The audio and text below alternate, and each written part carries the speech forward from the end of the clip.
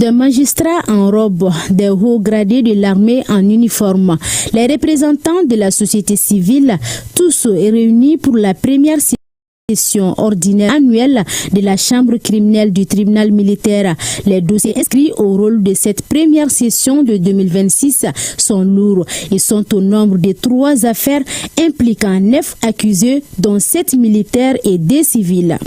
Une affaire de vol qualifié, de violation de consignes générales militaires, une affaire de tentative d'attentat à la sûreté de l'État et complot contre le gouvernement et complicité, et une affaire d'assassinat, complicité d'assassinat et association de malfaiteurs sont inscrites au rôle de cette audience.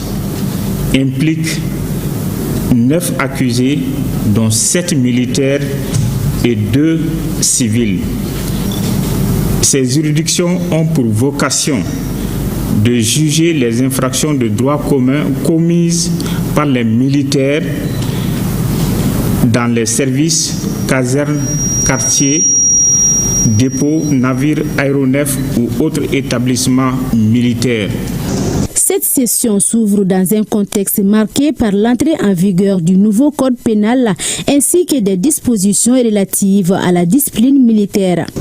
Les nouveaux textes offrent désormais un cadre juridique plus moderne et plus exigeant. Encadrement renforcé des procédures, garanties accrues des droits de la défense, meilleure adaptation de la politique pénale aux réalités sécuritaires contemporaines.